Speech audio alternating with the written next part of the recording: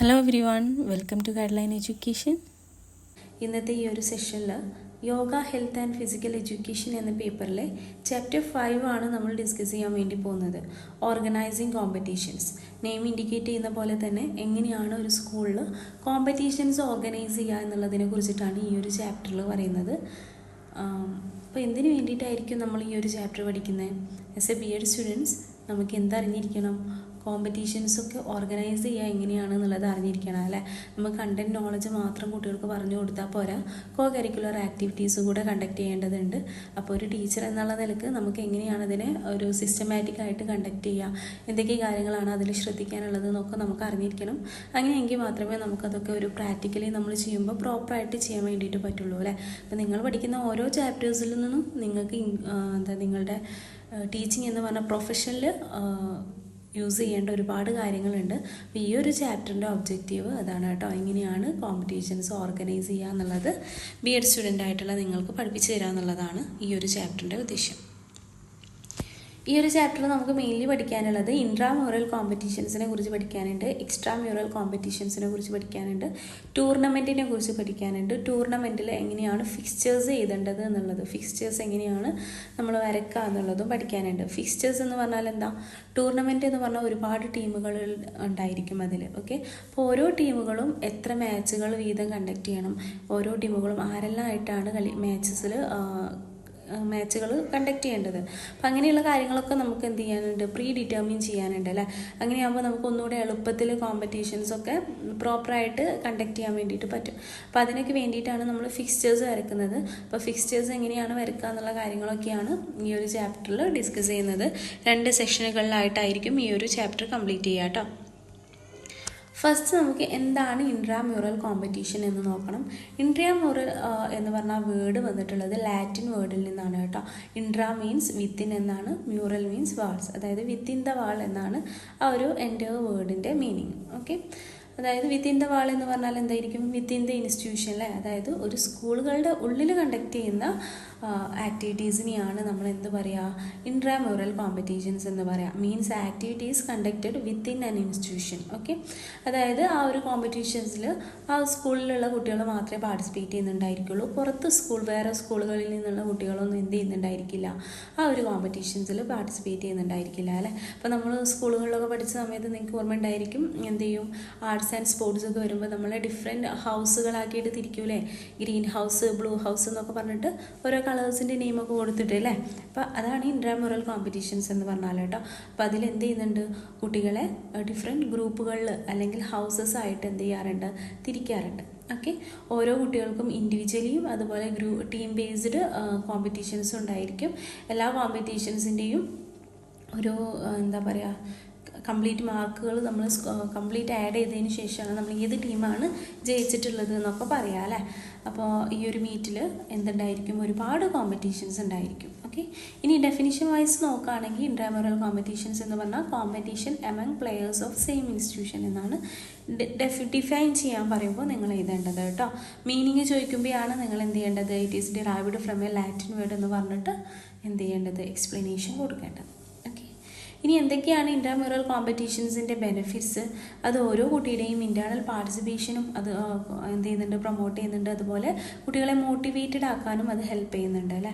അതുപോലെ തന്നെ ഗെയിംസിലും സ്പോർട്സിലൊക്കെയുള്ള കുട്ടികളുടെ എന്താ പറയുക, സ്വമേധയുള്ള ഇൻവോൾവ്മെൻറ്റ്സിനൊക്കെ അത് എന്ത് ചെയ്യുന്നുണ്ട്? ഹെൽപ്പ് ചെയ്യുന്നുണ്ട് അല്ലേ. കാരണം സെയിം സ്കൂളിലാണ്, കുട്ടികൾക്ക് ഒന്നുകൂടെ കംഫർട്ട് സോണിലാണ്, പുറത്തുനിന്ന് ആരും ജഡ്ജ് ചെയ്യാനൊന്നുമില്ല. അതായത് മെയിൻലി സ്കൂൾ ബേസ്ഡ് ആയിട്ടാണ് നമ്മൾ ഇൻട്രാമ്യൂറൽ കോമ്പറ്റീഷൻസ് നടത്തുന്നത് അല്ലേ. അപ്പോൾ കുട്ടികൾക്ക് ഒന്നുകൂടെ എന്തായിരിക്കും, ഒരു ഇങ്ങനെയുള്ള ആക്ടിവിറ്റീസിലൊക്കെ പങ്കെടുക്കാൻ ഒന്നുകൂടെ താല്പര്യം ഉണ്ടായിരിക്കും. ഓക്കെ, അപ്പോൾ അതിനൊക്കെ എന്ത് ചെയ്യുന്നുണ്ട്? ഇൻട്രാമ്യൂറൽ കോമ്പറ്റീഷൻസ് ഹെൽപ്പ് ചെയ്യുന്നുണ്ട്. ഇനി main importance of intramural competitions നോക്കാം. അതെന്ത് ചെയ്യുന്നുണ്ട്? ഫിസിക്കൽ എഡ്യൂക്കേഷൻ ആക്ടിവിറ്റീസിലുള്ള സ്കിൽസൊക്കെ ഡെവലപ്പ് ചെയ്യാൻ വേണ്ടിയിട്ട് ഹെൽപ്പ് ചെയ്യുന്നുണ്ട്. മെയിൻലി സ്പോർട്സ് അങ്ങനെയുള്ള ആക്ടിവിറ്റീസിലൊക്കെ എന്ത് ചെയ്യുന്നുണ്ട്? സ്കിൽസ് ഡെവലപ്പ് ചെയ്തെടുക്കാൻ ഹെൽപ്പ് ചെയ്യുന്നുണ്ട്. അതുപോലെ ഫിസിക്കൽ ഫിറ്റ്നസ്സൊക്കെ എന്ത് ചെയ്യുന്നുണ്ട്? ക്രിയേറ്റ് ചെയ്യുന്നുണ്ട്. കുട്ടികളിൽ ഫിസിക്കൽ ഫിറ്റ്നസ്സൊക്കെ ഉണ്ടാക്കിയെടുക്കാനൊക്കെ എന്ത് ചെയ്യുന്നുണ്ട്? അത് ഹെൽപ്പ് ചെയ്യുന്നുണ്ട്. അതുപോലെ ഇങ്ങനെ കോമ്പറ്റീഷൻസിലൊക്കെ കണ്ടിന്യൂസ് ആയിട്ട് പാർട്ടിസിപ്പേറ്റ് ചെയ്യുമ്പോൾ കുട്ടികളുടെ കോൺഫിഡൻസും അതുപോലെ ഡിസിപ്ലിനൊക്കെ ഇൻക്രീസ് ചെയ്യാൻ ബിൽഡ് ചെയ്യാനൊക്കെ ഹെൽപ്പ് ചെയ്യുന്നുണ്ട്. അതുപോലെ മെയിൻലി നമ്മൾ ഇൻട്രാമുറൽ കോമ്പറ്റീഷൻസിൽ ഒരു ഹെൽത്തി കോമ്പറ്റീഷൻസ് ആണ് അല്ലേ നമ്മൾ പ്രൊമോട്ട് ചെയ്യുന്നത്. അതുകൊണ്ട് തന്നെ കുട്ടികൾക്കിടെ പേഴ്സണാലിറ്റി ഡെവലപ്മെൻറ്റിനൊക്കെ അതെന്ത് ചെയ്യുന്നുണ്ട്, ഹെൽപ്പ് ചെയ്യുന്നുണ്ട്. ഓരോ കുട്ടികൾക്കും ലീഡർഷിപ്പ് ക്വാളിറ്റിയൊക്കെ അതുപോലെ fellowship ക്വാളിറ്റീസൊക്കെ develop ചെയ്തെടുക്കാനും intramural competitions help ചെയ്യുന്നുണ്ട്. നമ്മുടെ കണ്ടിന്യൂസ് ആയിട്ട് നമ്മൾ കോഴ്സ് മാത്രം പഠിപ്പിച്ച് പോകുമ്പോൾ, അതായത് കണ്ടൻറ്റ് മാത്രം പഠിപ്പിച്ച് പോകുമ്പോൾ തിയറി ബേസിസിലുള്ള ക്ലാസ്സുകൾക്കൊക്കെ ഇടയിൽ അങ്ങനെ മടുത്ത് സ്ട്രെസ്സായിട്ട് നിൽക്കുന്ന ആ ഒരു കണ്ടീഷനിൽ നമ്മളിങ്ങനെയുള്ള കോമ്പറ്റീഷൻസൊക്കെ കൊണ്ടുവരുമ്പോൾ സ്ട്രെസ് റിലീഫിന് അതുപോലെ എൻ്റർടൈൻമെൻറ്റിനൊക്കെ എന്ത് ചെയ്യുന്നുണ്ട്, അത് ഹെൽപ്പ് ചെയ്യുന്നുണ്ട്. ഓക്കെ, കുട്ടികൾക്കൊരു ഒരു ഡിഫറെൻറ്റ് അറ്റ്മോസ്ഫിയർ കൊടുക്കാൻ വേണ്ടിയിട്ട് നമുക്ക് പറ്റില്ല. അപ്പോൾ അവരൊന്നുകൂടെ കൂളായിട്ട് പിന്നീട് നമ്മൾ കണ്ടൻറ് പാർട്ടുകൾ അവർക്ക് പറഞ്ഞു കൊടുക്കുമ്പോൾ, സബ്ജക്റ്റ് പാർട്ടുകൾ അവർക്ക് പറഞ്ഞു കൊടുക്കുമ്പോൾ ഒന്നുകൂടെ എളുപ്പം അവർക്ക് എന്ത് ചെയ്യാം, സ്ട്രെസ്സൊക്കെ കുറഞ്ഞ ഒരു കൂളായിട്ടുള്ള അറ്റ്മോസ്ഫിയറിലല്ലേ പിന്നീട് നമ്മൾ അവർക്ക് പഠിപ്പിച്ചു കൊടുക്കുക. അപ്പോൾ ഒന്നുകൂടെ അവർക്ക് എന്ത് ചെയ്യാൻ പറ്റും, നല്ല രീതിക്ക് കോൺസെൻട്രേറ്റ് ചെയ്തിട്ട് കണ്ടൻറ് പാർട്ടൊക്കെ പഠിക്കാനൊക്കെ എന്ത് ചെയ്യുന്നുണ്ട്, ഹെൽപ്പ് ചെയ്യുന്നുണ്ട്. അതായത് mainly intramural competitions through stress relief ചെയ്യാൻ വേണ്ടിയിട്ട് ഹെൽപ്പ് ചെയ്യുന്നുണ്ട്. ഓക്കെ, അതുപോലെ തന്നെ കുട്ടികൾക്ക് ഒരു പ്രോപ്പറായിട്ടുള്ളൊരു അറ്റ്മോസ്ഫിയർ, ഒരു പ്ലസൻറ്റ് അറ്റ്മോസ്ഫിയറും കുട്ടികളും ടീച്ചേഴ്സും തമ്മിലുള്ള ആ ഒരു കണക്ഷനൊക്കെ ഒന്നുകൂടെ നല്ല രീതിക്ക് ഇമ്പ്രൂവ് ചെയ്യാനൊക്കെ എന്ത് ചെയ്യുന്നുണ്ട്, ഇൻട്രാമുറൽ കോമ്പറ്റീഷൻസ് ഹെൽപ്പ് ചെയ്യുന്നുണ്ട്. അതുപോലെ കുട്ടികളിൽ എന്തെങ്കിലും ഒളിഞ്ഞിരിക്കുന്ന ഹിഡൻ ആയിട്ടുള്ള ടാലൻസ് ഉണ്ടെങ്കിൽ അതൊക്കെ പുറത്തോട്ട് കൊണ്ടുവരാനും ഇൻട്രാമുറൽ കോമ്പറ്റീഷനിലൂടെ നമുക്ക് കഴിയൂലേ.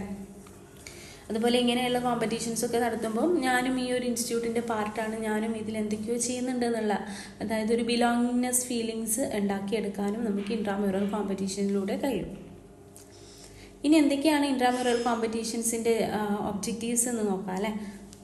ഇൻട്രാമുറൽ കോമ്പറ്റീഷൻസ് ത്രൂ നമുക്ക് എന്ത് ചെയ്യാൻ പറ്റും, സോഷ്യൽ സ്കിൽസ് നമുക്ക് ഡെവലപ്പ് ചെയ്തെടുക്കാൻ വേണ്ടി പറ്റും. ഹോണസ്റ്റി, അതുപോലെ ഡിസിപ്ലിൻ, കോപ്പറേഷൻ, അങ്ങനെയുള്ള സോഷ്യൽ സ്കിൽസൊക്കെ നമുക്ക് ഡെവലപ്പ് ചെയ്തെടുക്കാൻ വേണ്ടിയിട്ട് പറ്റും. അതുപോലെ തന്നെ കുട്ടികളുടെ ടാലൻസൊക്കെ നമുക്ക് ഫൈൻഡ് ചെയ്തിട്ട് അവർക്ക് ഓരോ കുട്ടികൾക്കും ഓരോ ടാലൻ്റ് ഉണ്ടായിരിക്കും അല്ലേ. അപ്പോൾ അതിനനുസരിച്ചിട്ട് അവരെ മുന്നോട്ട് കൊണ്ടുപോകാനും അവരെ മോട്ടിവേറ്റ് ചെയ്യാനൊക്കെ നമുക്ക് സാധിക്കും. അതുപോലെ ലീഡർഷിപ്പ് എബിലിറ്റീസൊക്കെ ഫൈൻഡ് ചെയ്യാൻ വേണ്ടിയിട്ട് ഹെൽപ്ഫുള്ളാകും, അതൊക്കെ ഡെവലപ്പ് ചെയ്യാനും ഹെൽപ്ഫുള്ളാകും. അതുപോലെ നമ്മൾ പ്ലാനിങ്, ഓർഗനൈസേഷൻ എന്നൊക്കെ നമ്മളിങ്ങനെ പറയുമെങ്കിലും ഇങ്ങനെയുള്ള കോമ്പറ്റീഷൻസ് നമ്മൾ കണ്ടക്ട് ചെയ്യുമ്പോൾ കുട്ടികൾക്ക് അതൊരു പ്രാക്ടിക്കൽ എക്സ്പീരിയൻസ് ആയിരിക്കും അല്ലേ.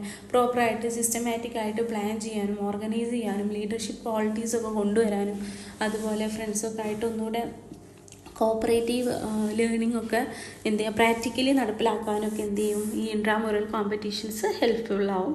അതുപോലെ തന്നെ കാസ്റ്റ്, റിലീജിയൻ, എക്കണോമിക്കൽ സ്റ്റാറ്റസ് ഒന്നും നോക്കാണ്ടെയാണല്ലേ നമ്മൾ ഇൻട്രാമുറൽ കോമ്പറ്റീഷൻസിൽ എല്ലാ ഗ്രൂപ്പ്സുകളും ഒരുമിച്ചാണ് കളിക്കുന്നത്. അപ്പോൾ ഒന്നുകൂടെ കുട്ടികൾ തമ്മിലുള്ള ആ ഒരു ബോണ്ടൊക്കെ ക്രിയേറ്റ് ചെയ്തെടുത്തിട്ട് നമുക്ക് അവരുടെ യൂണിറ്റിയൊക്കെ എൻകറേജ് ചെയ്യാൻ വേണ്ടിയിട്ട് അല്ലേ. അതായത് ഓരോ മതത്തിൻ്റെ ബേസിസിലോ അല്ലെങ്കിൽ എക്കണോമിക്കൽ സ്റ്റാറ്റസിൻ്റെ ബേസിലോ ഒന്നും എന്ത് ചെയ്യാതെ വേർതിരിവുകൾ കാണിക്കാണ്ട് നമുക്ക് എന്ത് ചെയ്യാൻ പറ്റും, കുട്ടികളുടെ ആ മൈൻഡ് നമുക്ക് ആ ഒരു ലെവലിൽ ക്രിയേറ്റ് ചെയ്തെടുക്കാൻ വേണ്ടിയിട്ട് ഇൻട്രാമുറൽ കോമ്പറ്റീഷൻസിലൂടെ സാധിക്കും. ഇനി എങ്ങനെയാണ് ഇൻട്രാമുറൽ കോമ്പറ്റീഷൻസ് കണ്ടക്ട് ചെയ്യാമെന്ന് നോക്കാം കേട്ടോ. Organising and conducting intramural competitions. അപ്പോൾ അതിന് കുറച്ച് സ്റ്റെപ്സുകളുണ്ട്, അതാണ് ഡിസ്കസ് ചെയ്യാൻ വേണ്ടി പോകുന്നത്. ഫസ്റ്റ് നമ്മൾ എന്ത് ചെയ്യണം, factors to consider in organising intramural competitions അല്ലേ. ഇൻട്രാമുറൽ കോമ്പറ്റീഷൻസ് നമ്മൾ ചെയ്യുമ്പോൾ ഓരോ ഫാക്ടേഴ്സ് കൺസിഡർ ചെയ്യണം അല്ലേ. അതായത് ഓരോ ഇൻസ്റ്റിറ്റ്യൂട്ടിനും ഓരോ പോലെ ആയിരിക്കും. ചില ഇൻസ്റ്റിറ്റ്യൂട്ടിൻ്റെ അറ്റ്മോസ്ഫിയർ ചെറിയ ചെറിയ വ്യത്യാസങ്ങളൊക്കെ ഉണ്ടായിരിക്കും അല്ലേ. അപ്പോൾ അവരെ ഓരോ ഇൻസ്റ്റിറ്റ്യൂട്ടിനെയും കൺസിഡർ ചെയ്യുന്ന ഫാക്ടേഴ്സ്, അതിനെ ഡിപ്പെൻഡ് ചെയ്യുന്ന ഫാക്ടേഴ്സ് ഏതൊക്കെയാണെന്നുള്ളത് നമ്മൾ എന്ത് ചെയ്യണം, കൺസിഡർ ചെയ്യണം. അതുപോലെ തന്നെ ഹോമോജീനിയസ് നേച്ചറിനെ ബേസ് ചെയ്തിട്ട് കുട്ടികളെ നമ്മൾ ഗ്രൂപ്പാക്കി തരംതിരിക്കണം. എന്നിട്ട് ആ ഗ്രൂപ്പ്സിൻ്റെ ഇടയിലാണ് നമ്മൾ കോമ്പറ്റീഷൻസ് കണ്ടക്ട് ചെയ്യേണ്ടത് അല്ലേ. അതിന് വേണ്ടിയിട്ട് നമ്മൾ ഒരു ഇൻട്രാമുറൽ കമ്മിറ്റിയെ ഫോം ചെയ്യണം. പിന്നെ ആ കമ്മിറ്റി എന്ത് ചെയ്യണം, എന്തൊക്കെ ഈവൻറ്റ്സാണ് നമ്മൾ കണ്ടക്ട് ചെയ്യേണ്ടത് എന്നുള്ളത് സെലക്ട് ചെയ്യണം. അതിനാവശ്യമായിട്ടുള്ള ടൈമും ടൈപ്പ് ഓഫ് കോമ്പറ്റീഷൻസും നമ്മൾ എന്ത് ചെയ്യണം, സെലക്ട് ചെയ്യണം. അതിന് ബേസ് ചെയ്തിട്ടുള്ള ഓഫീഷ്യൽസിനെ നമ്മൾ എന്ത് ചെയ്യണം, സെലക്ട് ചെയ്യണം. എങ്ങനെയാണ് പോയിൻറ്റ് സിസ്റ്റം, അതേപോലെ സ്കോറിംഗ് പ്രൊസീജിയർ എന്നുള്ളതിനെ കുറിച്ചിട്ട് നമ്മൾ എന്ത് ചെയ്യണം, ഒരു പ്ലാനിങ് ഉണ്ടാക്കിയെടുക്കണം അല്ലേ. അതൊക്കെ ഓരോരോ ഗ്രൂപ്പിനെ നമ്മൾ അറിയിക്കണം. അതുപോലെ ലാസ്റ്റ് ഇൻട്രാമുറൽ കോമ്പറ്റീഷൻസ് കഴിഞ്ഞതിന് ശേഷം നമ്മൾ എന്ത് ചെയ്യണം, അവാർഡ് കാര്യങ്ങളൊക്കെ കൊടുക്കണം. ഓക്കെ, അപ്പോൾ ഇത്രയും സ്റ്റെപ്സുകളാണ് ഇൻട്രാമുറൽ കോമ്പറ്റീഷൻസ് ഓർഗനൈസ് ചെയ്യുമ്പോൾ അല്ലെങ്കിൽ കണ്ടക്ട് ചെയ്യുമ്പോൾ നമ്മൾ ശ്രദ്ധിക്കേണ്ടത്. ഓരോ സ്റ്റെപ്പിനെ കുറിച്ചിട്ട് നമുക്ക് ഡീറ്റെയിൽ ആയിട്ട് ഡിസ്കസ് ചെയ്യാം കേട്ടോ. ഫസ്റ്റ് എന്തൊക്കെ ഫാക്ടേഴ്സാണ് ഇൻട്രാമ്യൂറൽ കോമ്പറ്റീഷൻസ് കണ്ടക്ട് ചെയ്യുമ്പോൾ നമ്മൾ ശ്രദ്ധിക്കേണ്ടത് എന്നുള്ളതാണ് പറയുന്നത്. ഫസ്റ്റ് നമ്മൾ ടൈപ്പ് ഓഫ് ഇൻസ്റ്റിറ്റ്യൂഷൻസ് നോക്കണം. അതായത് നമുക്ക് എന്ത് ചെയ്യാം, റെസിഡൻഷ്യൽ ആണോ അല്ലെങ്കിൽ സെമി റെസിഡൻഷ്യൽ ആണോ അല്ലെങ്കിൽ നോൺ റെസിഡൻഷ്യൽ ആണോ എന്നുള്ളതൊക്കെ എന്ത് ചെയ്യണം, നമ്മൾ അറിഞ്ഞിരിക്കണം. അതുപോലെ തന്നെ ഓരോ ലോക്കൽ ക്ലൈമറ്റുകൾ നമ്മൾ എന്ത് ചെയ്യണം, കൺസിഡർ ചെയ്യണം. അതുപോലെ ഇൻഫ്രാസ്ട്രക്ചർ, ഫെസിലിറ്റീസ്, അങ്ങനെയുള്ള കാര്യങ്ങളൊക്കെ നമ്മൾ എന്ത് ചെയ്യണം, അസസ് ചെയ്യണം. കാരണം ഓരോന്നിനനുസരിച്ചിട്ടല്ലേ നമുക്ക് ഇപ്പോൾ നമ്മൾ ഫുട്ബോളാണ് ഉദ്ദേശിക്കുന്നതെന്നുണ്ടെങ്കിൽ അതിനനുസരിച്ചായിട്ടുള്ള ഗ്രൗണ്ട് ഉണ്ടോ, ഫെസിലിറ്റീസ് ഉണ്ടോ, പ്ലെയേഴ്സ് ഉണ്ടോ, അങ്ങനെയുള്ള കാര്യങ്ങളൊക്കെ നമ്മൾ എന്ത് ചെയ്തിരിക്കണം. അതുപോലെ കുട്ടികൾക്ക് അതിനാവശ്യമായിട്ടുള്ള സ്പോർട്സ് കിറ്റുകളുണ്ടോ, അങ്ങനെയുള്ള കാര്യങ്ങളൊക്കെ നമ്മൾ എന്ത് ചെയ്യണം, മെഷർ ചെയ്യണം അല്ലേ. അതുപോലെ ഇൻഫ്രാസ്ട്രക്ചർ, ഇപ്പോൾ വേറെ എന്തെങ്കിലും കോമ്പറ്റീഷൻ ആണെങ്കിൽ അതിനനുസരിച്ചിട്ടുള്ള ഇൻഫ്രാസ്ട്രക്ചേഴ്സും ഫെസിലിറ്റീസും ഒക്കെ ഉണ്ടോ എന്നുള്ളത് നമ്മൾ എന്ത് ചെയ്യണം, ആദ്യം ഒന്ന് അസസ് ചെയ്യണം. അതുപോലെ ഫിനാൻസസ് എവിടെ നിന്നൊക്കെ അവൈലബിൾ ആണ്, എത്ര എമൗണ്ട് ഉണ്ട്, അതായത് എത്ര ബഡ്ജറ്റിനുള്ളിൽ നമ്മൾ ഈ ഒരു കോമ്പറ്റീഷൻ കണ്ടക്ട് ചെയ്യണം എന്നുള്ളതിനെ കുറിച്ചിട്ട് നമുക്ക് ഒരു എസ്റ്റിമേറ്റഡ് ആയിട്ടുള്ള ഒരു കണക്കുണ്ടായിരിക്കണം. അതുപോലെ ടൈം അവൈലബിലിറ്റി ചെക്ക് ചെയ്യണം. അതുപോലെ സ്റ്റുഡൻസിന് ഏതൊക്കെ ആക്ടിവിറ്റീസിലാണ് ഇൻട്രസ്റ്റ് ഉള്ളത്, ഏതൊക്കെ കോമ്പറ്റീഷൻസ് ആണ് കുട്ടികളുടെ താല്പര്യം കൂടെ നമ്മളതിൽ കൺസിഡർ ചെയ്യണം അല്ലേ. അതുപോലെ സ്കൂൾ അഡ്മിനിസ്ട്രേഷൻ്റെ പാർട്ടിൽ നിന്നുള്ള സപ്പോർട്ട് ഉണ്ടോ എന്നുള്ളത് അന്വേഷിക്കണം. അതുപോലെ നമ്മുടെ ടീച്ചേഴ്സിനെ അതിൽ ഇൻവോൾവ് ചെയ്യാൻ പറ്റുമെന്ന് നോക്കണം. അതുപോലെ പ്രോപ്പറായിട്ടുള്ള ഷെഡ്യൂളിങ്ങും കാര്യങ്ങളൊക്കെ ഉണ്ടായിരിക്കണം. നല്ല രീതിക്ക് സ്മൂത്തായിട്ട് എക്സിക്യൂട്ട് ചെയ്യാൻ ആവശ്യമായിട്ടുള്ള പ്ലാൻസും കാര്യങ്ങളൊക്കെ വേണം. അപ്പോൾ ഇത്രയും ഫാക്ടേഴ്സാണ് ഇൻട്രാമ്യൂറൽ കോമ്പറ്റീഷൻസ് കണ്ടക്ട് ചെയ്യുമ്പോൾ നമ്മൾ കൺസിഡർ ചെയ്യേണ്ടത്. ഇനി കുട്ടികളെ നെക്സ്റ്റ് സ്റ്റെപ്പ് വരുന്നത് classification of students four intramural ആണല്ലേ. അതായത് കുട്ടികളെ നമ്മൾ ഗ്രൂപ്പുകളായിട്ട് ക്ലാസിഫൈ ചെയ്യണം. അപ്പോൾ ഗ്രൂപ്പുകളായിട്ട് ക്ലാസിഫൈ ചെയ്യുമ്പോൾ നമുക്ക് പ്യുവർലി റെസിഡൻഷ്യൽ ഇൻസ്റ്റിറ്റ്യൂഷൻ എന്നുള്ള ബേസിസിൽ ക്ലാസിഫൈ ചെയ്യാം. അതായത് അപ്പോൾ ഒരു ഹോസ്റ്റലാണെന്നുണ്ടെങ്കിൽ നമുക്ക് എന്ത് ചെയ്യാം, ഹോസ്റ്റലിലാണ് നമ്മൾ ഇൻട്രാമ്യൂറൽ കോമ്പറ്റീഷൻ കണ്ടക്ട് ചെയ്യുന്നതെന്ന് വിചാരിക്കുക. അപ്പോൾ നമുക്ക് ഒന്നല്ലെങ്കിൽ എന്ത് ചെയ്യാം, ഒരു സ്കൂളിൽ തന്നെ 2-3 ഹോസ്റ്റലുകൾ ഉണ്ടെങ്കിൽ ഹോസ്റ്റൽസിൻ്റെ ഇടയിൽ നമുക്ക് എന്ത് ചെയ്യാം, കോമ്പറ്റീഷൻസ് കണ്ടക്ട് ചെയ്യാം. അതായത് 2 ഹോസ്റ്റലുകൾ തമ്മിൽ നമുക്ക് കോമ്പറ്റീഷൻസ് കണ്ടക്ട് ചെയ്യാം. അതെന്താണ്, വിത്തിൻ ആൻ ഇൻസ്റ്റിറ്റ്യൂഷൻ തന്നെയാണ് അല്ലേ. ഒരു ഇൻസ്റ്റിറ്റ്യൂട്ടിൻ്റെ ഉള്ളിലുള്ള 2 ഹോസ്റ്റലുകൾ തമ്മിൽ എന്ത് ചെയ്യാം, നമുക്ക് കണ്ടക്ട് ചെയ്യാം. അല്ലെങ്കിൽ എന്ത് ചെയ്യാം, ഒരു ഹോസ്റ്റലിലാണ് നമ്മൾ കണ്ടക്ട് ചെയ്യുന്നതെന്നുണ്ടെങ്കിൽ ഫ്ലോർ ബേസിസിൽ അല്ലേ, ഫസ്റ്റ് ഫ്ലോറും സെക്കൻഡ് ഫ്ലോറും തമ്മിൽ കോമ്പറ്റീഷൻ, അങ്ങനെ നമുക്ക് എന്ത് ചെയ്യാം, ഇൻട്രാമ്യൂറൽ കോമ്പറ്റീഷൻസ് കണ്ടക്ട് ചെയ്യാം. അല്ലെങ്കിൽ പാർഷ്യലി റെസിഡൻഷ്യൽ എന്നുള്ള രീതിക്ക് ചെയ്യാം അല്ലേ. എങ്ങനെയാണ്, ഡേ സ്കോളേഴ്സ് ഉണ്ടാവേണ്ടതല്ലേ, അതുപോലെ ഹോസ്റ്റലേഴ്സ് ഉണ്ടായിരിക്കും. അപ്പോൾ അവരെ സെപ്പറേറ്റ് ചെയ്തിട്ട് നമുക്ക് ഡേ സ്കോളേഴ്സ് തമ്മിൽ അതുപോലെ ഹോസ്റ്റലേഴ്സ് തമ്മിൽ നമുക്ക് എന്ത് ചെയ്യാം, കോമ്പറ്റീഷൻസ് കണ്ടക്ട് ചെയ്യാം. അല്ലെങ്കിൽ എന്ത് ചെയ്യാം, മിക്സ് ചെയ്തിട്ടും നമുക്ക് കോമ്പറ്റീഷൻസ് കണ്ടക്ട് ചെയ്യാം. ഇനി നോൺ റെസിഡൻഷ്യൽ അല്ലേ. അതിനെന്താ നോൺ റെസിഡൻഷ്യൽ എന്ന് പറഞ്ഞാൽ നമുക്ക് റെസിഡൻസിനെ ബേസ് ചെയ്തിട്ട് അല്ലെങ്കിൽ വീട്ടിൽ നിന്ന് വരുന്നവരാണോ അല്ലെങ്കിൽ ഹോസ്റ്റലിൽ നിൽക്കുന്നവരാണോ എന്നുള്ളതിനെ ബേസ് ചെയ്തിട്ടല്ലാതെ ക്ലാസ് ബേസിലൊക്കെ നമ്മൾ എന്ത് ചെയ്യാം, കോമ്പറ്റീഷൻസ് കണ്ടക്ട് ചെയ്യുക അല്ലേ. അപ്പോൾ അത് അവരെവിടെ നിൽക്കുന്നു എന്നുള്ളതിനെ ബേസ് ചെയ്തിട്ടല്ല. അപ്പോൾ അങ്ങനെയുള്ളതിനെയാണ് നമ്മൾ എന്ത് പറയുക, നോൺ റെസിഡൻഷ്യൽ ഇൻട്രാമ്യൂറൽ കോമ്പറ്റീഷൻസ് എന്ന് പറയാം കേട്ടോ. അപ്പോൾ അങ്ങനെയൊക്കെ നമുക്ക് ക്ലാസിഫൈ ചെയ്യാം. അല്ലെങ്കിൽ എന്ത് ചെയ്യാം, ഏജിൻ്റെ ബേസിസിൽ നമുക്ക് ഏജ് കാറ്റഗറിയിൽ ജൂനിയേഴ്സ് സീനിയേഴ്സ് എന്ന് പറഞ്ഞിട്ട് നമുക്ക് എന്ത് ചെയ്യാം, ഇങ്ങനെ ക്ലാസിഫൈ ചെയ്യാം. അല്ലെങ്കിൽ കോളേജ് യൂണിവേഴ്സിറ്റീസിൻ്റെ ബേസിലും നമ്മൾ എന്ത് ചെയ്യാറുണ്ട്, ഇത് നടത്താറുണ്ട് കേട്ടോ, ക്ലാസിഫിക്കേഷൻ നടത്താറുണ്ട്. ഓക്കെ. ഇനി നെക്സ്റ്റ് ഫോമിംഗ് ഇൻട്രാമ്യൂറൽ കമ്മിറ്റിയാണ്. ഫോമിംഗ് ഇൻട്രാമ്യൂറൽ കമ്മിറ്റി ഉദ്ദേശിക്കുന്നത് നമ്മൾ ഇൻട്രാമ്യൂറൽ കോമ്പറ്റീഷൻസ് കണ്ടക്ട് ചെയ്യുമ്പോൾ നമ്മളൊരു കമ്മിറ്റി ഫോം ചെയ്യേണ്ടതുണ്ട്. കമ്മിറ്റി ഫോം ചെയ്യുമ്പോൾ അതിനൊരു പ്രസിഡന്റ് ഉണ്ടായിരിക്കണം. യൂഷ്വലി ഹെഡ് മാസ്റ്റർ അല്ലെങ്കിൽ പ്രിൻസിപ്പളൊക്കെയാണ് പ്രസിഡൻ്റായിട്ട് വരിക. ഇൻട്രാമ്യൂറൽ ഡയറക്ടർ ഉണ്ടായിരിക്കും. സീനിയർ ഫിസിക്കൽ എഡ്യൂക്കേഷൻ ടീച്ചറൊക്കെയാണ് വരിക. അസിസ്റ്റൻറ്റ് ഡയറക്ടർ ഉണ്ടായിരിക്കണം. അത് ഫിസിക്കൽ എഡ്യൂക്കേഷൻ ടീച്ചേഴ്സാണ് വരിക. അസിസ്റ്റൻസ് ഉണ്ടായിരിക്കണം, അതായത് class teachers. Secretary and joint secretary, selected captain and vice ക്യാപ്റ്റനാണ് ആ ഒരു റോള് അധികവും ഏറ്റെടുക്കാറുള്ളത്. ഓക്കെ. അപ്പോൾ നമ്മളിപ്പോൾ നോക്കുമ്പോൾ ഡിഫറെൻറ്റ് ഹൗസസ് ആയിട്ട് തിരിച്ചിട്ടുണ്ടായിരിക്കും. ആ ഹൗസിന് എന്തുണ്ടായിരിക്കും, ഒരു ക്യാപ്റ്റൻ ഉണ്ടായിരിക്കും, അതിനൊരു വൈസ് ക്യാപ്റ്റൻ ഉണ്ടായിരിക്കും, പിന്നെ അതിനൊരു ടീം ഉണ്ടായിരിക്കും. ആ ഒരു ഫോർമാറ്റിലാണ് ഇൻട്രാമ്യൂറൽ കോമ്പറ്റീഷൻസിൽ എന്ത് ചെയ്യുക, ഒരു കാറ്റഗറൈസേഷൻ വരാം കേട്ടോ. അപ്പോൾ അത് വേണമെങ്കിൽ നിങ്ങൾക്ക് എസ് എഴുതുമ്പോൾ യൂസ് ചെയ്യാം. ഇനി നെക്സ്റ്റ് വരുന്നത് സെലക്ഷൻ ഓഫ് ഈവൻറ്റ്സ് ഫോർ ഇൻട്രാമ്യൂറൽസ് ആണ്.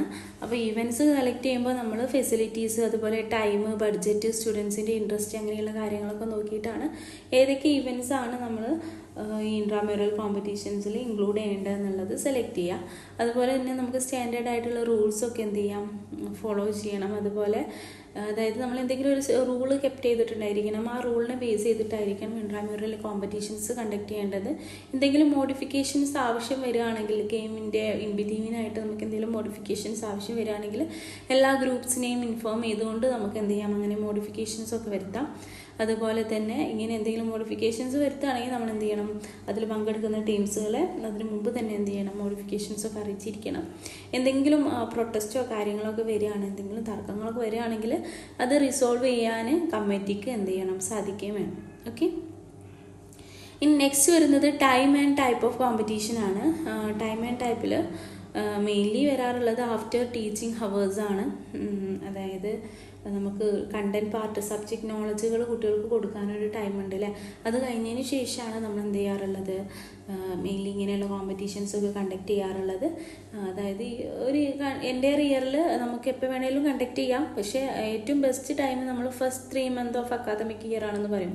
കാരണം ആ ഒരു സമയത്ത് നമ്മൾ എന്ത് ചെയ്യുന്നില്ല, എക്സാംസുകൾ കാര്യങ്ങളൊന്നുമില്ല, പിന്നെ ജസ്റ്റ് സബ്ജക്റ്റ് കണ്ടൻറ്റൊക്കെ ഒന്ന് തുടങ്ങിയിട്ടുള്ളൂ, അങ്ങനെ പറയാറുണ്ട്. പക്ഷേ യൂഷ്വലി നമ്മൾ നോർമൽ സ്കൂളുകളിലൊക്കെ ഇയർ എൻഡിലൊക്കെയാണ് കണ്ടക്ട് ചെയ്യാറുള്ളത് അല്ലേ.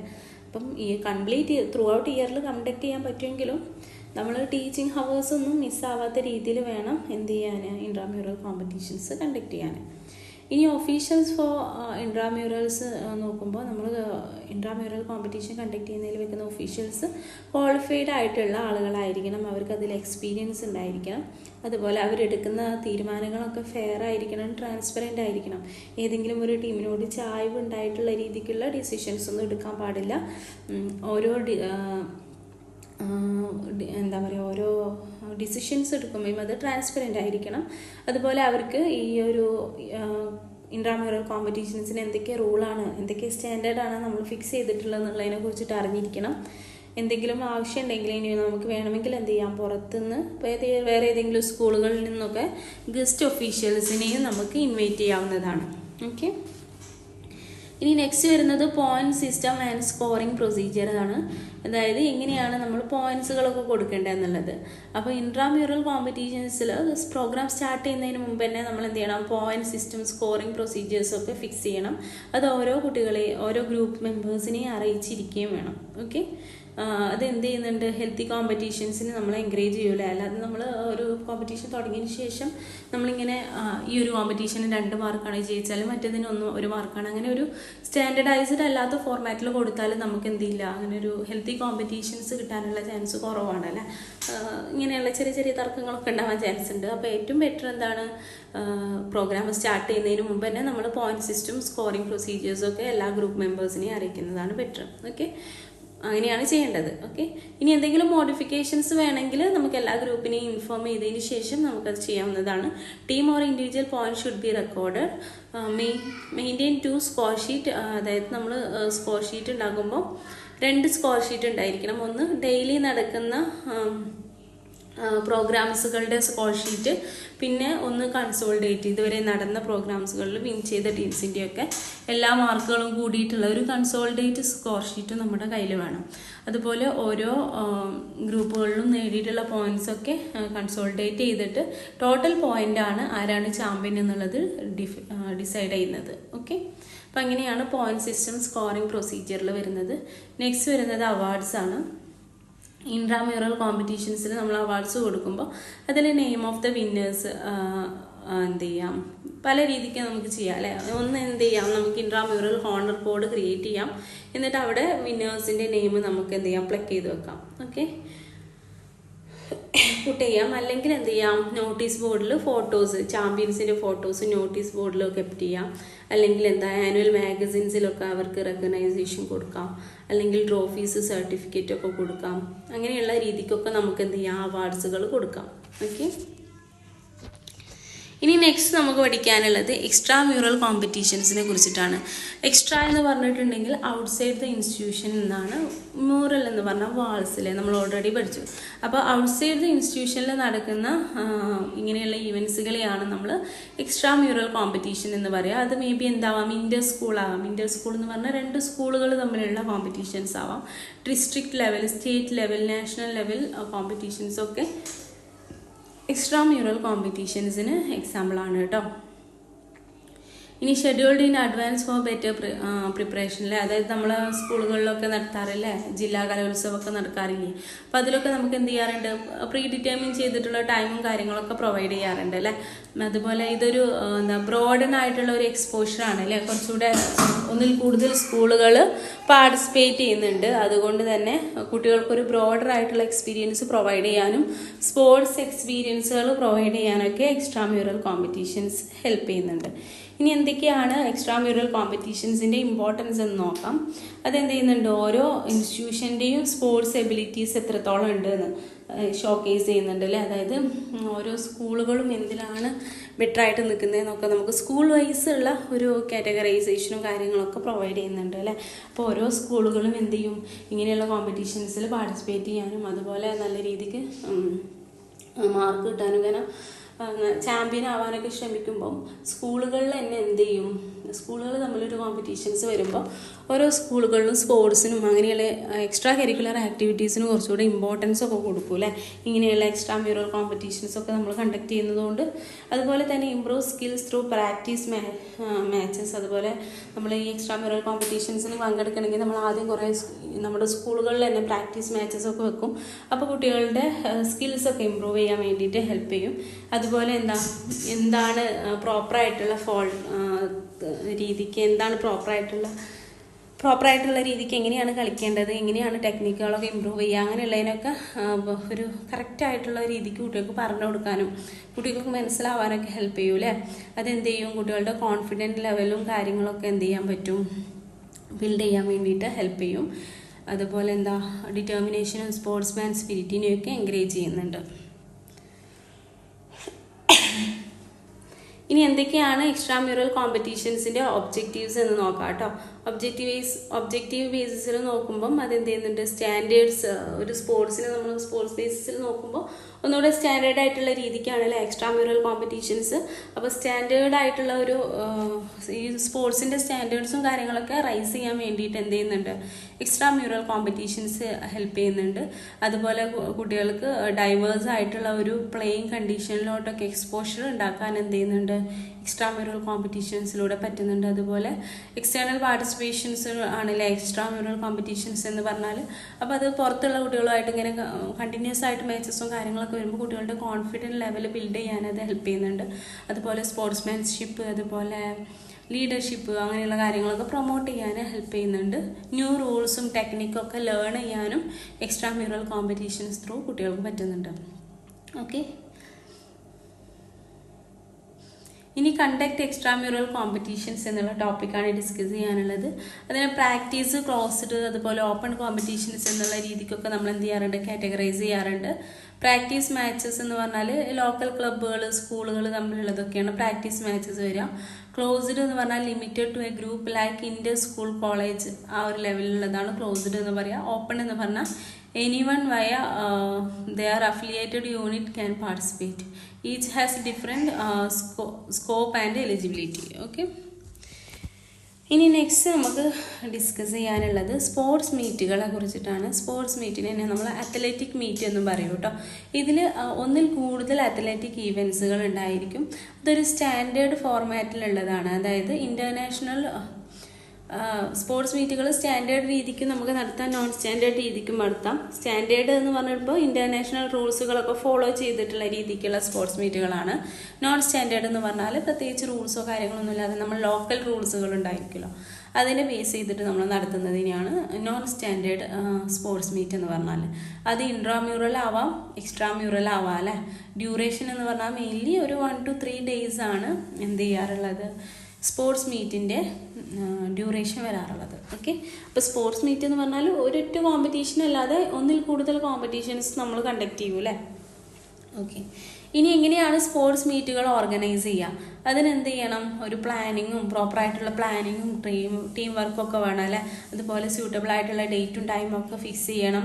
ഏതൊക്കെ ഈവൻറ്റ്സ് ആണ് വേണ്ടത്, ഏതൊക്കെ ചീഫ് ഗസ്റ്റുകളാണ് വേണ്ടത് എന്നുള്ളതൊക്കെ ഡിസൈഡ് ചെയ്യണം. അതുപോലെ റിഫ്രഷ്മെൻറ്റിനൊക്കെ എന്തെങ്കിലും കൊടുക്കണം, അങ്ങനെയുള്ള കാര്യങ്ങളൊക്കെ എന്ത് ചെയ്യണം, നമ്മൾ പ്ലാൻ ചെയ്യണം. ഓരോ ടാസ്കുകളും നമ്മൾ എന്ത് ചെയ്യണം, ഒന്നിൽ കൂടുതൽ മാച്ചസ് ഉണ്ട്, ഒന്നിൽ കൂടുതൽ ഇവൻറ്റ്സുകളുണ്ട്. അതുകൊണ്ട് തന്നെ ഓരോ ടാസ്കുകളും നമ്മൾ ഓരോ സബ് കമ്മിറ്റിക്ക് ഡിവൈഡ് ചെയ്ത് കൊടുക്കണം. അപ്പോഴാണ് നമുക്ക് പ്രോപ്പറായിട്ട് എന്ത് ചെയ്യാൻ പറ്റുക, ഇങ്ങനെയുള്ള മീറ്റുകളും കാര്യങ്ങളൊക്കെ കണ്ടക്ട് ചെയ്യാൻ വേണ്ടിയിട്ട് പറ്റുക. അപ്പോൾ അതിന് വേണ്ടിയിട്ട് നമ്മൾ ഈ ഒരു എങ്ങനെയാണ് ഓർഗനൈസ് ചെയ്യേണ്ടത് എന്നുള്ളതിനെ നമ്മൾ 3ആയിട്ട് തരംതിരിച്ചിട്ടുണ്ട്. Pre meet work, post meet work. അപ്പോൾ ഓരോന്നും എന്താണെന്ന് നോക്കാം കേട്ടോ. പ്രീ മീറ്റ് വർക്ക് എന്ന് പറഞ്ഞാൽ മീറ്റ് വർക്ക്, അതായത് സ്പോർട്സ് മീറ്റ് കണ്ടക്ട് ചെയ്യുന്നതിൻ്റെ മുമ്പ് നമ്മൾ ചെയ്യേണ്ട കാര്യങ്ങളല്ലേ. അപ്പോൾ അതിലെന്തൊക്കെയാണ് വരിക? Form organising and sub committees, publicity committee, spread awareness. Okay, നമ്മൾ പ്രീ മീറ്റ് വർക്കായിട്ട് നമ്മൾ എന്ത് ചെയ്യണം, നമ്മൾ കമ്മിറ്റീസ് ഒക്കെ ഓർഗനൈസ് ചെയ്യണം. അതുപോലെ ഇങ്ങനെ ഒരു മീറ്റ് വർക്ക് നടക്കുന്നുണ്ട് എന്നുള്ളതിന് എന്ത് ചെയ്യണം, പബ്ലിസിറ്റി കൊടുക്കണം. അതുപോലെ അതിനാവശ്യമായിട്ടുള്ള ഗ്രൗണ്ട്സ്, എക്യുപ്മെൻറ്റ്, അങ്ങനെയുള്ള കാര്യങ്ങളൊക്കെ നമ്മൾ പ്രിപ്പയർ ചെയ്യണം. ഒഫീഷ്യൽസിനെ നമ്മൾ, അതുപോലെ ജഡ്ജസിനെയൊക്കെ നമ്മൾ സെലക്ട് ചെയ്യണം. അതുപോലെ സീറ്റിംഗ് ആൻഡ് അക്കോമഡേഷൻസ് ഒക്കെ നമ്മൾ അറേഞ്ച് ചെയ്യണം. റിസപ്ഷൻ ഫോർ ഗസ്റ്റുകൾ നമുക്ക് ചെയ്യണം. അതുപോലെ ഡെക്കറേഷൻ, സെറിമണി പ്ലാനിങ്, അങ്ങനെയുള്ള കാര്യങ്ങളൊക്കെ ചെയ്യണം. എന്തെങ്കിലും ട്രോഫീസ്, അവാർഡ്സ് ഒക്കെ കൊടുക്കണം അല്ലേ, അപ്പോൾ അതൊക്കെ പർച്ചേസ് ചെയ്യണം. എന്തെങ്കിലും റിഫ്രഷ്മെൻറ്റ് കാര്യങ്ങളൊക്കെ കൊടുക്കാനുണ്ടെങ്കിൽ അതൊക്കെ എന്താണെന്നുള്ളതൊക്കെ ഡിസൈഡ് ചെയ്യണം. ഓരോ ഇവൻറ്റ്സിൻ്റെയും എൻട്രീസും ഈവൻറ്റ്സ് ഷെഡ്യൂൾ ചെയ്യണം അല്ലേ പ്രോപ്പറായിട്ട്. അപ്പോൾ ഇത്രയും കാര്യങ്ങളാണ് പ്രീ മീറ്റ് വർക്ക്, മീറ്റ് വർക്കിന് മുമ്പ് നമ്മൾ ചെയ്യേണ്ട കാര്യങ്ങൾ. ഇനി മീറ്റ് വർക്കിൻ്റെ സമയത്ത് എന്തൊക്കെയാണ് ചെയ്യേണ്ടത്? ഒഫീഷ്യൽസ് ആൻഡ് കോമ്പറ്റീറ്റർ റിപ്പോർട്ട് ചെയ്യുള്ളൂ അല്ലേ. മീറ്റ് വർക്ക് നടക്കുന്ന സമയത്ത് ഒഫീഷ്യൽസൊക്കെ എന്ത് ചെയ്യണം, ഒഫീഷ്യൽസും കോമ്പറ്റേറ്റേഴ്സും ഒക്കെ എന്ത് ചെയ്യണം, മുമ്പ് മീറ്റ് വർക്കിൻ്റെ ഷെഡ്യൂൾ ടൈമിന് മുമ്പ് തന്നെ എന്ത് ചെയ്യണം, എത്തിച്ചേരാൻ വേണ്ടിയിട്ട് നോക്കണം. അതുപോലെ ബാഡ്ജ്, അതുപോലെ ചെസ് നമ്പറൊക്കെ നമ്മൾ ഡിസ്ട്രിബ്യൂട്ട് ചെയ്യണം. അതുപോലെ സെറിമണി ഓപ്പൺ ചെയ്യേണ്ടത് മാർച്ച് പാസ്റ്റ്, അതുപോലെ ഓത്തൊക്കെ വെച്ചിട്ടായിരിക്കണം. അതുപോലെ തന്നെ എന്താ, ഈവൻറ്റ് ഷെഡ്യൂൾ ചെയ്ത സമയത്ത് തന്നെ കണ്ടക്ട് ചെയ്യുക. അതുപോലെ ആരാണ് ജയിച്ചത് എന്നുള്ളത് സെറിമണി ക്ലോസ് ചെയ്യുന്നതിൻ്റെ ആ ഒരു പാർട്ടിൽ തന്നെ നമ്മൾ എന്ത് ചെയ്യണം, ഡിസ്ക്ലോസ് ചെയ്യണം. അപ്പോൾ അങ്ങനെയൊക്കെയാണ് മീറ്റ് വർക്കിൻ്റെ ഫങ്ഷനിങ് നടക്കുന്നത് അല്ലേ.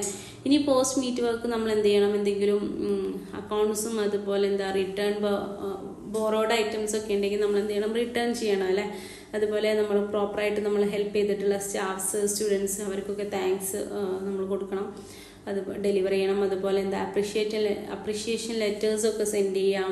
അതുപോലെ നമുക്ക് എന്താ അച്ചീവ്മെൻറ്റ്സിൻ്റെ ഫീഡ്ബാക്കിൻ്റെയൊക്കെ ഡോക്യുമെൻറ്റ്സുകളൊക്കെ നമുക്ക് കെപ്റ്റ് ചെയ്യാം. ഫ്ലാഗ്, റെക്കോർഡ്സ് ഒക്കെ എന്ത് ചെയ്യാം, നമുക്ക് അടുത്ത ഈവൻറ്റ്സുകൾക്ക് വേണ്ടിയിട്ട് പ്രിസർവ് ചെയ്യാം. അങ്ങനെയുള്ള കാര്യങ്ങളൊക്കെയാണ് പോസ്റ്റ് മീറ്റ് വർക്കിൽ വരുന്നത്. ഇനി നെക്സ്റ്റ് വരുന്നത് ഓർഗനൈസിങ് നോൺ സ്റ്റാൻഡേർഡ് സ്പോർട്സ് മീറ്റുകളാണ് അല്ലേ. നോൺ സ്റ്റാൻഡേർഡ് സ്പോർട്സ് മീറ്റുകളാണെങ്കിൽ അതിന് സ്റ്റാൻഡേർഡ് ആയിട്ടുള്ള റൂൾസ് ഒന്നും ഫോളോ ചെയ്യുന്നില്ല. അത് മെയിൻലി കസ്റ്റം റൂൾസിനെ ബേസ് ചെയ്തിട്ടാണ് അല്ലേ. അതായത് ഓരോ പാർട്ടിസിപ്പേഷൻ, ഓരോ പ്ലേസുകൾക്ക് അനുസരിച്ചിട്ട് നമുക്ക് എന്ത് ചെയ്യാം, റൂൾസ് കസ്റ്റംസ് ചെയ്തെടുക്കാം അല്ലേ. അതുപോലെ തന്നെ എന്താ, focus on teams not individual credit, encourage inclusive participation, aim for fun, creativity and engagement. Can conduct in 4 format: mass or theme athlete, handicapped sports, telegraphic sports, tabloid sports. അപ്പോൾ ഈ 4 എന്താണെന്നുള്ളതൊന്ന് നോക്കാം കേട്ടോ. First, mass or team athlete. അതൊരു large number of students ഉണ്ടെങ്കിൽ ഇങ്ങനെയുള്ള ഇവൻറ്റ്സുകളാണ് നമുക്ക് ചെയ്യാൻ പറ്റുക. അതിൽ ട്രാക്ക് ഇവൻ്റ് ഉണ്ട് വരുന്നുണ്ട്. ഓക്കെ, ട്രാക്ക് ഇവൻറ്റിന് തന്നെ 3 കാറ്റഗറൈസ് ചെയ്ത് വരുന്നുണ്ട്. Follow on method. Follow on എന്ന് പറഞ്ഞാൽ സ്റ്റുഡൻസിന് എന്ത് ചെയ്യും, ഈക്വൽ ടീംസ് ആയിട്ട് ഡിവൈഡ് ചെയ്യും. ഓരോ സ്റ്റുഡൻസും, ഓരോ ടീമിൽ നിന്നുള്ള ഓരോ സ്റ്റുഡൻസ് എന്ത് ചെയ്യും, ഒരു ബാത്തൺ വെച്ചിട്ട് ഓടാൻ തുടങ്ങും. എന്നിട്ട് എന്ത് ചെയ്യും, ഒരു ലാപ്പ് കംപ്ലീറ്റ് ചെയ്തതിന് ശേഷം അടുത്ത കുട്ടികൾക്ക് കൊടുക്കും. പിന്നെ അടുത്ത നമ്മൾ ഈ റിലേയിലൊക്കെ ചെയ്യൂലേ, ആ ഒരു ഫോർമാറ്റിൽ, അതായത് ഫോളോ ഓൺ മെത്തേഡ്. ഒരാൾ ഓടി ഒരു ലാപ്പ് കംപ്ലീറ്റ് ചെയ്തിട്ട് അടുത്ത സ്റ്റുഡൻറ്റിന് കൊടുക്കുക. അങ്ങനെ ലാപ്പ് കംപ്ലീറ്റ്, എത്ര ലാപ്പാണോ ഓൾറെഡി പ്രീ ഷെഡ്യൂൾ ചെയ്ത് വെച്ചത് അതിനനുസരിച്ചിട്ട് നമ്മൾ എന്ത് ചെയ്യുക, ടീം മെമ്പേഴ്സ് എന്ത് ചെയ്യണം, ആ ലാപ്പ് ഫുള്ളാക്കണം. Okay, points are given based on finishing orders of the team. Okay, ഇനി ഷട്ടിൽ മെത്തേഡ് ഉണ്ട്. ഷട്ടിൽ മെത്തേഡ് എന്ന് പറഞ്ഞാൽ 2 ലൈൻസ് ഉണ്ടായിരിക്കും. 100 മീറ്റർ അപ്പാർട്സിൽ നമ്മൾ 2 ലൈൻസ് വെക്കും. ഓരോ ടീമിനെ എന്ത് ചെയ്യും, നമ്മൾ 2 ഹാഫായിട്ട് തിരിച്ചിട്ട് ഒരാൾക്ക് ബേക്കിലായിട്ട് ഇങ്ങനെ വെക്കും. ഫസ്റ്റ് ടീമിലെ ഫസ്റ്റ് ആൾ എന്ത് ചെയ്യും, ഓപ്പോസിറ്റിലോട്ട് പോകും. ഓക്കെ, അതായത് അങ്ങനെ ഈ 100 മീറ്റേഴ്സ് അപ്പാർട്ടിൻ്റെ അപ്പുറത്ത് അങ്ങോട്ടും ഇങ്ങോട്ടും ഓടിയിട്ട് എന്ത് ചെയ്യുക, ആരാണ് ഫസ്റ്റ് എത്താന്നുള്ള രീതിക്ക്. On signal the first runner runs and hand the baton to the next members on the other side. The relay continue until all members finish. Point are awarded based on finishing order. Okay, follow on മെത്തേഡിൽ നമ്മൾ round ആയിട്ടായിരിക്കും ഓടുക. Shuttle മെത്തേഡിൽ നമ്മൾ ഈ 100 metre അപ്പാർട്സിലായിരിക്കും ഓടുക. Okay, ഇനി zonal method ഉണ്ട്. അതായത് ഈ 100 മീറ്റർ അപ്പാർട്സിലുള്ളതിൽ തന്നെ നമ്മളത് 3 സോൺസ് ആയിട്ട് മാറ്റുകയാണെങ്കിൽ അതിനെയാണ് സോണൽ മെത്തേഡ് എന്ന് പറയുക. അതിലെന്താണ്, സ്റ്റുഡൻസിന് ഫിക്സ്ഡ് ടൈം ഉണ്ടായിരിക്കും. ആ ടൈമിൻ്റെ ഉള്ളിൽ എന്ത് ചെയ്യുന്ന ഓരോ സോൺസും എത്തുന്നുണ്ടോ എന്നുള്ളതിനെ ബേസ് ചെയ്തിട്ടാണ് നമ്മൾ എന്ത് ചെയ്യുക, മാർക്ക് കൊടുക്കുക. ഓക്കെ, ഇനി ഹാൻഡിക്യാപ്പ് സ്പോർട്സിനെ കുറിച്ചിട്ടാണ് ഡിസ്കസ് ചെയ്യാനുള്ളത്. ഹാൻഡിക്യാപ്പ് സ്പോർട്സ് മെയിൻലി വീക്കറായിട്ടുള്ള സ്റ്റുഡൻസും കൂടെ ഇങ്ങനെയുള്ള ഗെയിംസുകളിലൊക്കെ പാർട്ടിസിപ്പേറ്റ് ചെയ്യണം. അവർക്കും അതിനുള്ള ഒരു ഓപ്പർച്യൂണിറ്റി പ്രൊവൈഡ് ചെയ്യണം എന്നുള്ള രീതിക്കാണ് ഹാൻഡിക്യാപ്പ് സ്പോർട്സ് വന്നിട്ടുള്ളത്.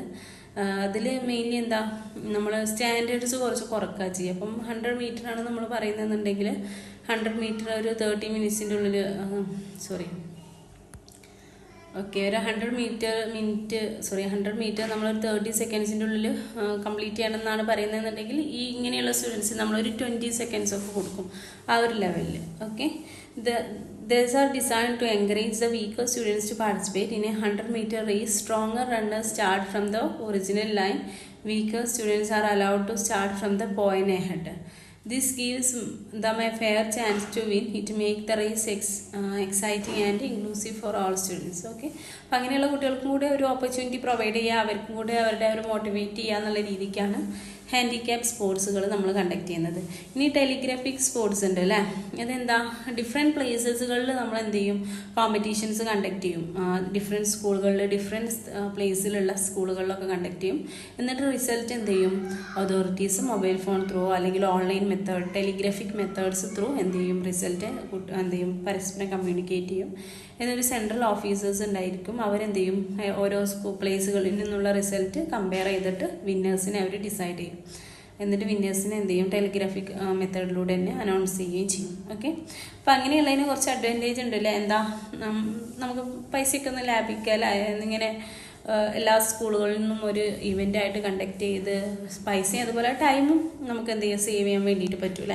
പക്ഷേ അതിൻ്റെ ഡിസഡ്വാൻറ്റേജസ് എന്താണെന്ന് പറഞ്ഞാൽ, ഇപ്പം ഒരു പ്ലേസുകളിൽ കുട്ടികൾ ചെയ്യുന്ന സ്പോർട്സ് സെയിം സ്പോർട്സ് തന്നെ വേറൊരു പ്ലേസിൽ ചെയ്യുമ്പം ആ ഒരു പ്ലേസിൻ്റെ കണ്ടീഷൻ മേ ബി എന്ത് ചെയ്യാം, കുട്ടികളുടെ പെർഫോമൻസിനെ ബാധിക്കാം അല്ലേ.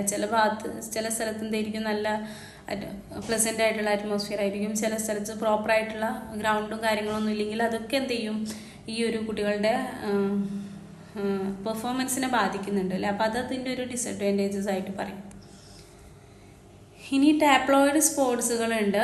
4th വൺ, ടാപ്ലോയിഡ് സ്പോർട്സ് എന്ന് പറഞ്ഞാൽ conducted to find out all round abilities of students are grouped into 3 levels: good, average and poor.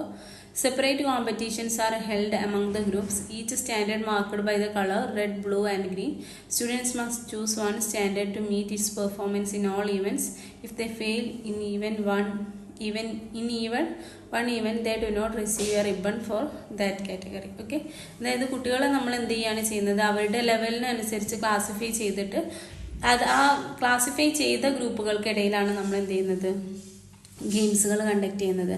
അപ്പോൾ നമുക്ക് ഒന്നുകൂടെ ബെറ്ററായിട്ട് കുട്ടികൾക്ക് എന്ത് ചെയ്യാൻ പറ്റും, ആവറേജ് ലെവലിലുള്ളവർക്കും അല്ലെങ്കിൽ പൂറായിട്ടുള്ള ലെവലിലെ എബിലിറ്റീസ് ഉള്ളവർക്കും ഇങ്ങനെയുള്ള ഗെയിമുകളിലൊക്കെ പാർട്ടിസിപ്പേറ്റ് ചെയ്യാനൊക്കെ ഇങ്ങനെയുള്ള ടാപ്ലോയിഡ് സ്പോർട്സുകൾ ഹെൽപ്ഫുള്ളാകും. ഓക്കെ, അപ്പോൾ ആരാണോ ജയിച്ചത് അവർക്ക് നമ്മൾ റിബൺ കൊടുക്കും. ആ ഒരു ഫോർമാറ്റിലാണ് എന്ത് ചെയ്യുന്നത്, അതിൻ്റെ വിന്നേഴ്സിനെ നമ്മൾ ചെയ്യുന്നത്. ഓക്കെ, ടാപ്ലോയിഡ് സ്പോർട്സിൽ സ്കോറിങ് വരുന്നത് റിബൺ ടെസ്റ്റ് എന്നും പറയാറുണ്ട് കേട്ടോ. ടാപ്ലോയിഡ് ടെസ്റ്റ് യൂഷ്വലി വിത്ത് 3 സ്റ്റാൻഡേർഡാണ്. അതുകൊണ്ട് അതായത് ഗുഡ്, ആവറേജ്, പുവർ അങ്ങനെയുള്ള സ്റ്റാൻഡേർഡുകളിലാണ് കൊടുക്കുക. അതുകൊണ്ട് തന്നെ ട്രിപ്പിൾ ടാപ്ലോയിഡ് സ്പോർട്സ് എന്നും അതിനെ അറിയപ്പെടുന്നുണ്ട്. എത്ര റിബൺസ് ആണ് വോൺ ചെയ്തത് അതിൻ്റെ ബേസിസിലാണ് നമ്മൾ ജഡ്ജ് ചെയ്യുക.